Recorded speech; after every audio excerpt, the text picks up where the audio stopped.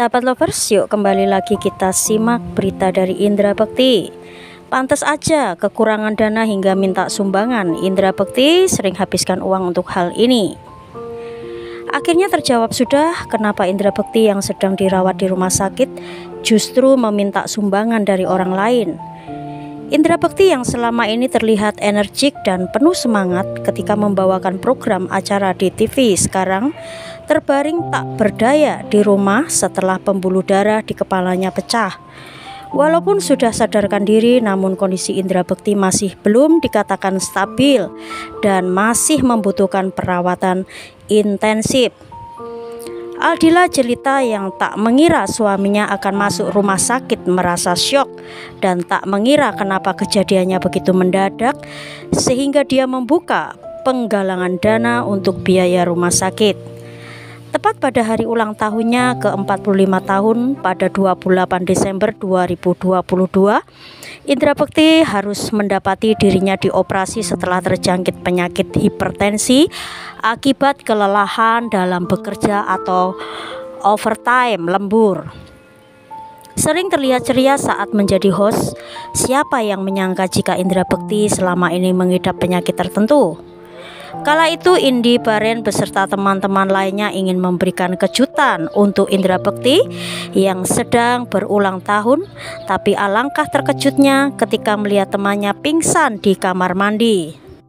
Bukan hanya sekali operasi yang dilakukan, tapi mencapai 2 kali operasi karena kondisinya saat itu kritis. Tapi beruntungnya nyawa Indra Bekti masih bisa tertolong karena banyak orang yang menyadari kenapa dia tak kunjung keluar setelah masuk ke kamar mandi. Indra Bekti sadarkan diri setelah 6 jam dioperasi, sebagaimana disampaikan langsung oleh kakaknya, Cipta. Dia ini sangat luar biasa. Kalau dokter perkiraannya 24 jam, tapi ternyata jam setengah 3 sore sudah bisa sadar. Sadarnya nggak hanya respon kecil, tapi sudah full, kata Cipta dilansir dari YouTube Intense pada 3 Januari 2022. Setelah sadar, Indra Bekti langsung memberikan candaan untuk semua keluarga dan temannya yang menemaninya. Lebih bercanda sih dia, ada-ada aja sih tingkah lakunya. Tanyain handphone gue yang mahal mana, dia di mana, gitu-gitu sih, kata Cipta. Pas saya datang, saya ajak lagi komunikasi. Babang, ini siapa sih? Siapa lu? Katanya gitu, bercanda sambungnya. Memori Indra Bekti memang tak sepenuhnya terhapus, tapi Cipta mengaku jika Indra Bekti masih lupa dengan kejadian yang baru saja dialaminya, tapi untuk memori jangka panjang dia masih mengingatnya.